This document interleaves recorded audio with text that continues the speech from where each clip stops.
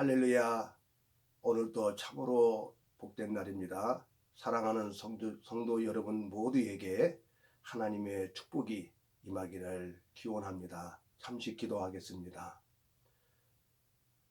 고마우시고 좋으신 하나님 아버지, 우리를 자녀 삼아 주시고 백성 삼아 주셔서 할렐루야 영광 감사를 드립니다.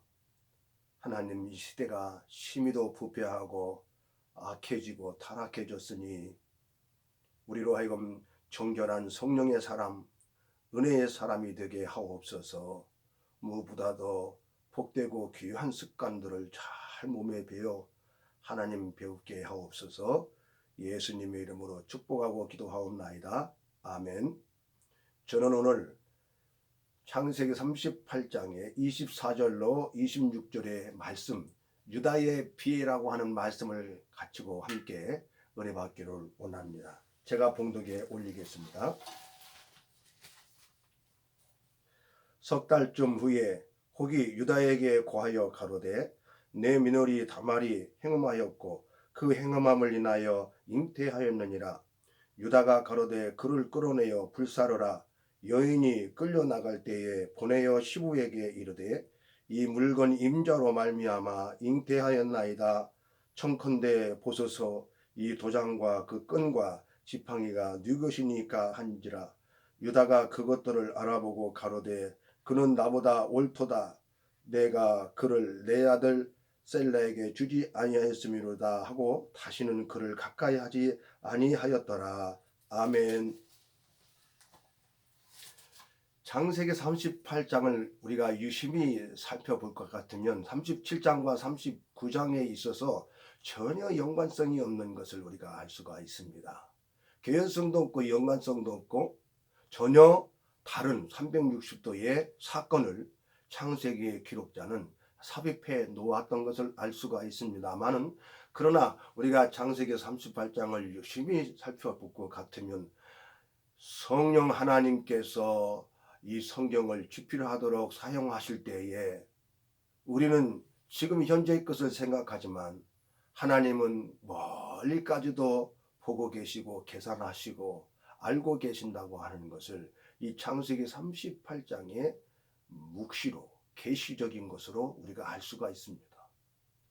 이 창세기 38장의 사건은 유다의 삶 속에서 끝날 일이 아니고 유다의 삶을 떠나 유다의 가문과 가정을 떠나 멀리 훗날에 이스라엘의 백성의 삶 속에서도 투영되고 반영되고 있다고 하는 것을 우리가 깨달아갈 수가 있습니다.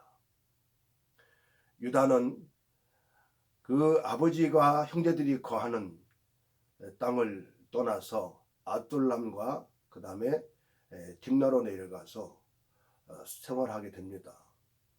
친구 또한 이방인이었었고 절친한 사이였는지라 그곳에 내려가서 이방 여자 수아의 딸 여인을 취하여 결혼을 하게 됩니다. 그 수아의 딸에게서 낳은 첫 장자가 엘입니다. 그런데 그 엘이 하나님 보시기에 악한 일을 행함으로 하나님이 그를 쳐서 죽이십니다. 많은 고민과 고뇌의 시간들을 겪었겠죠. 그런데 둘째 오난도 그 대를 이어서 형수에게 들어가 대를 잇게 하기 위해서 정말 간절하게 원했지만 이 오난은 자기의 씨가 자기에게 돌아오지 않을 것을 생각하여서 땅에 설정하고 맙니다. 하나님이 또한 이것을 악하게 여기셔서 오난도 죽이시고 데리고 합니다. 어떻게 보면 사실 유다에게서는 큰 아픔이고 괴로움과 고통이었었겠죠. 어떻게 사람이 하나님의 일을 생각할 수 있으며 하나님의 계획을 알 수가 있겠습니까? 그래서 셋째 셀라는 결국에 이 다말에게 들여보내지 않습니다. 나이가 아직 어렸기도 했고요. 아직 대를 잇지 못하는 때라 시기적으로 마땅치 않아 더 크게는 또 셋째까지도 죽을까봐 다말에게 들여보내지 않습니다. 고민 끝에 국리 끝에 유다는 며느리인 다말을 자기 집으로 고향으로 보내면서 수절하도록 그렇게 말합니다. 한 가문의 며느리로서 이 이방인의 마음, 여인의 마음속에는 한없는 슬픔과 아픔을 가지고 수절했을 것입니다. 그런데 우연치 않게도 이제 털 깎는 그런 때가 되어서 친구와 함께 딥나로 내려가서 유다가 걸음을 옮깁니다. 그 때를 또 그 유다의 행로를 알았던 친구들이 이웃에게부터 내 시아버지가 딥나로 와서 양털을 깎는단다라는 소식을 접하게 되죠.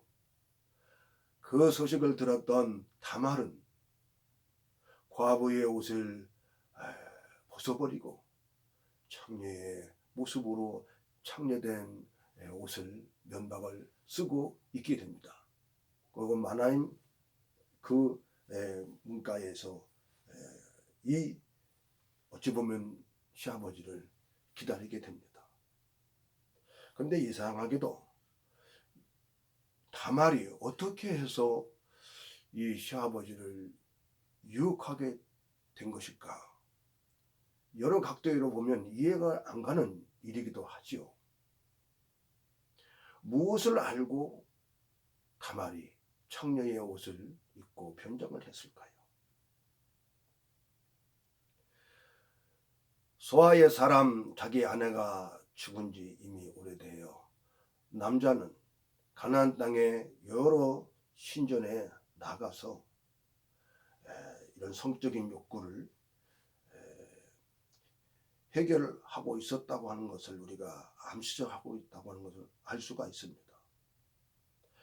그런 생활에 방종된 습관을 다말은 기회로 삼았죠.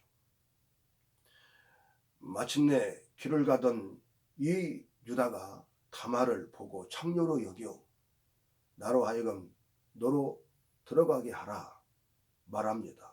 서슴없이 손을 내미는 것이죠.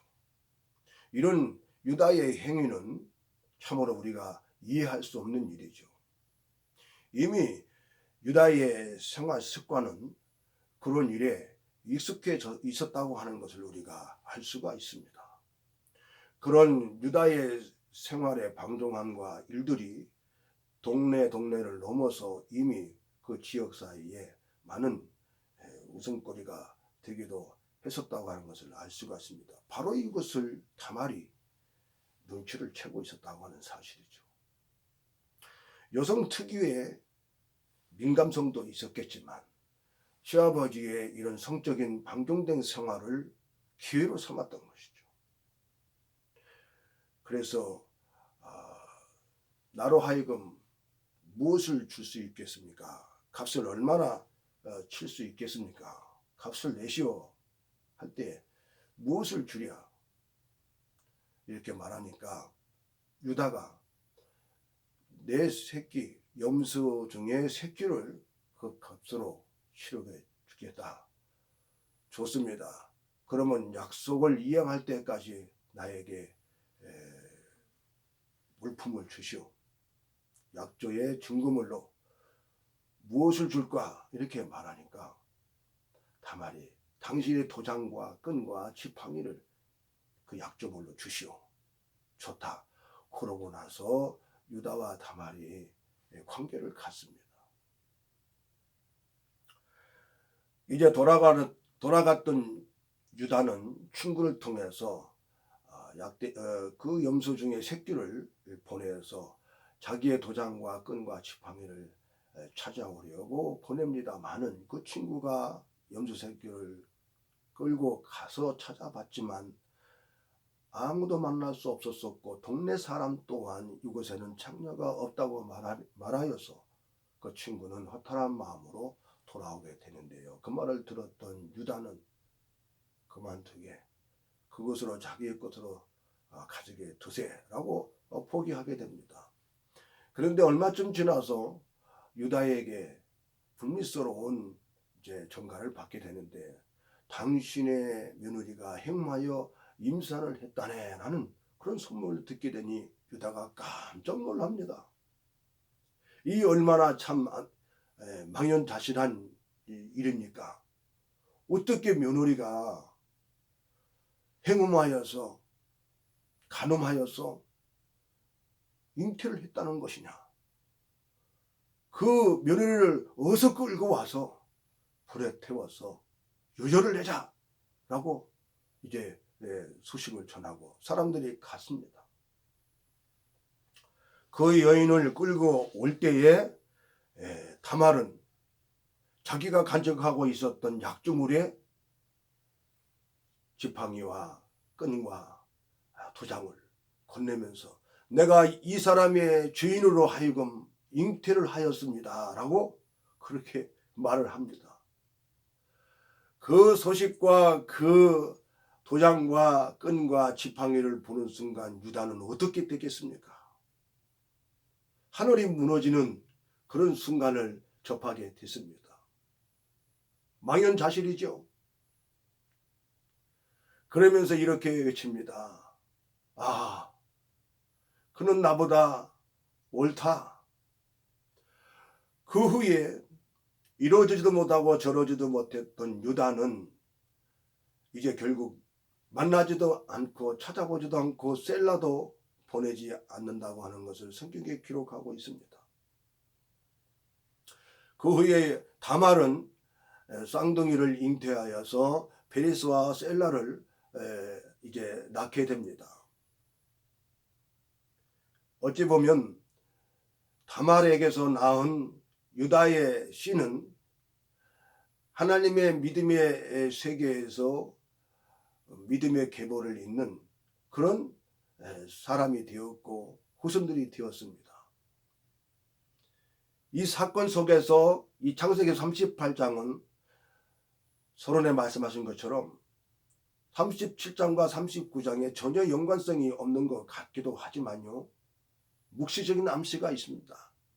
그것은 유다의 행로가 이방 지역으로 다니고 있었다고 하는 사실이죠. 이와 같이 성도들이 믿음의 정로를 떠나 세상의 행로로 자주 갔고 또 세상의 어두운 길로 가다 보면 결국에 어두운 일을 우리가 행한다고 하는 것을 알 수가 있습니다. 그것은 이스라엘의 역사 속에서도 하나님을 떠난 이스라엘 백성들은 우상을 하게 되고 하나님께서 경고하시는 율법과 계명과 모든 율례의 법도 안에서 빗나가는 삶을 살게 됐습니다. 보이지 않는 하나님보다는 보이는 우상의 일에 집착하게 되고 그런 일을 습관적으로 가지게 됐다고 하는 사실이죠. 솔로몬도 또한 여러 우상들로 하여금 하나님을 사랑하는 마음을 뺏겼습니다. 그 우상들 때문에 우상을 가져온 여인들의 그 유혹과 시험을 뿌리치지 못해 결국에는 하나님에게서부터 마음을 떠났습니다.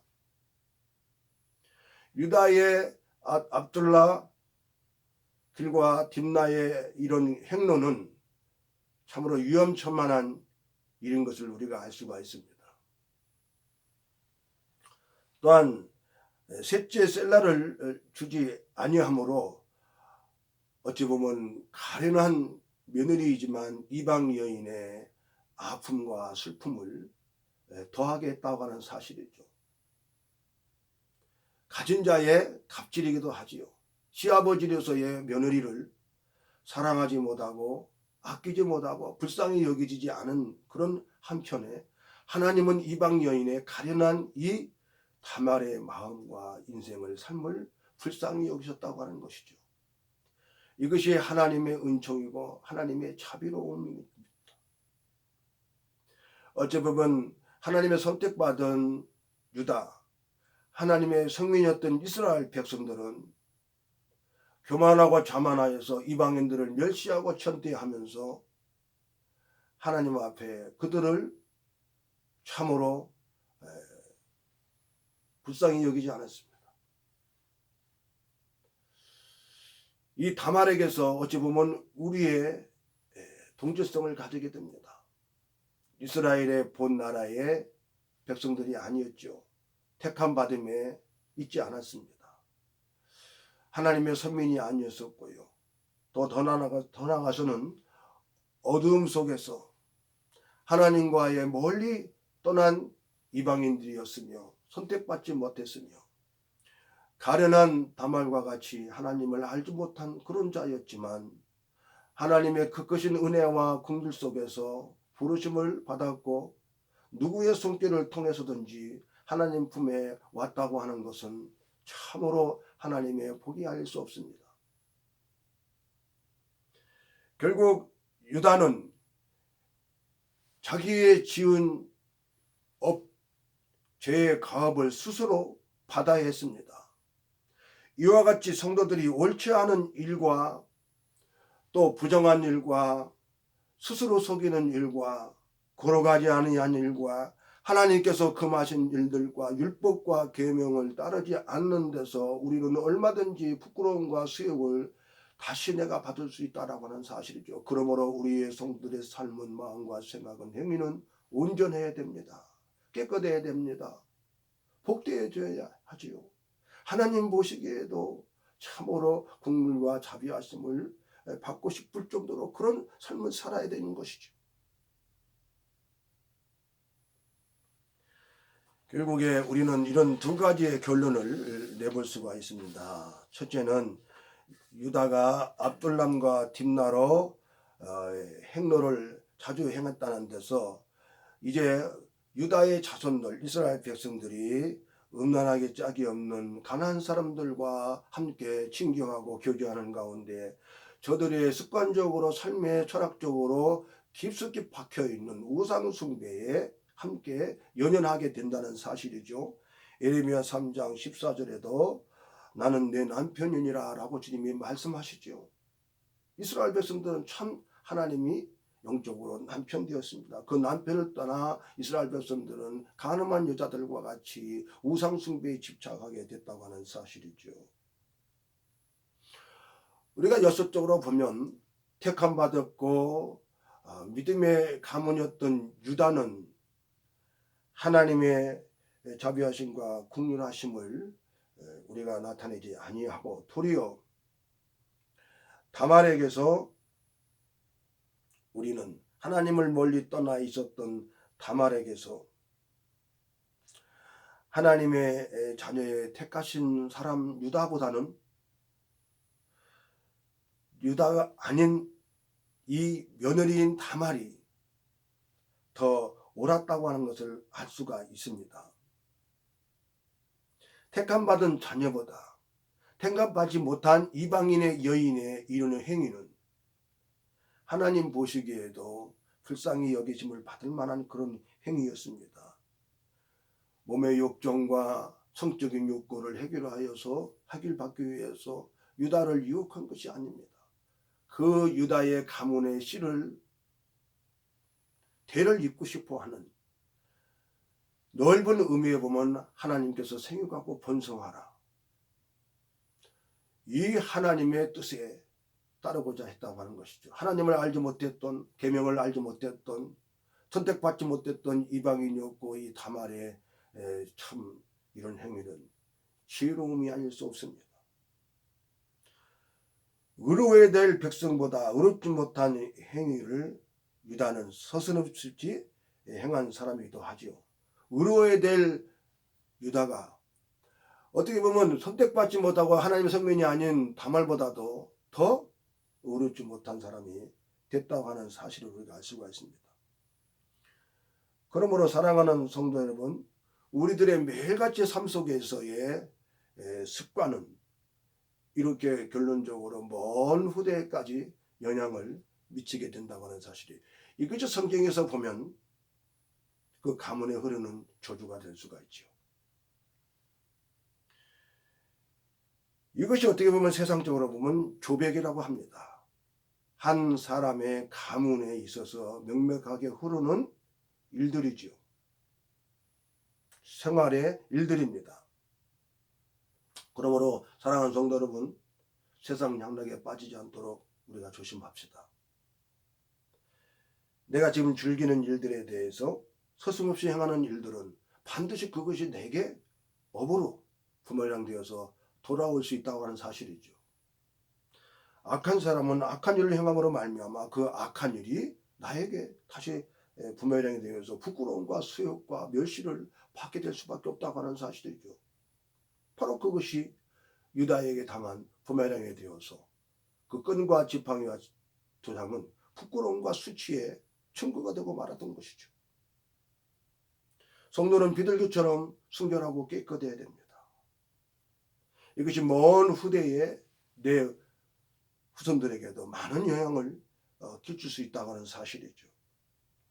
둘째는 창세기 38장을 통해서 유다는 이제 먼 훗날 기원전 586년에 남유다가 바벨론의 이웃의 나라에게 완전히 나라가 멸망한다라고 하는 멸망 기원이기도 한다고 하는 장이지요. 이것이 신학자들이 보는 견해인 것입니다.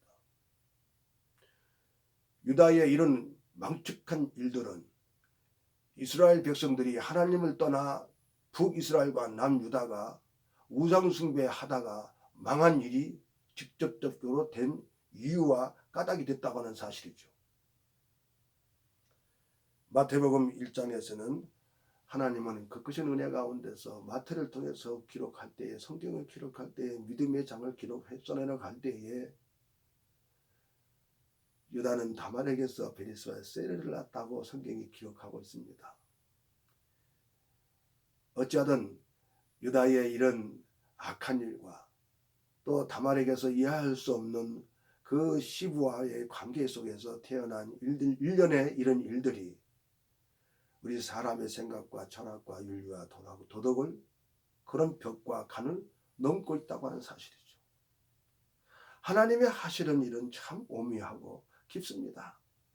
사랑하는 성도 여러분, 오늘 나와 여러분들은 유다의 비에 대해서 잠시 생각해 봤습니다. 나나 여러분들이 하나님 앞에 있는 성민으로서 가는 길과 습관을 옳게 하고 복되어지는 우리 모두가 되기를 축복합니다. 하나님 보시기에도 에녹과 함께 동행했던 것처럼 삶이 행위가 복되어지고 의로울 때 하나님은 우리를 안에 담아 주신 것 같이 귀하게 복되게 여겨주실 줄 믿습니다. 기도하시겠습니다. 하나님 아버지 고맙고 감사합니다. 우리 모두가 주 안에서 사랑스럽고 복된 모두가 되게 하여 주옵소서. 예수님의 이름으로 축복하고 기도하옵나이다. 아멘. 할렐루야.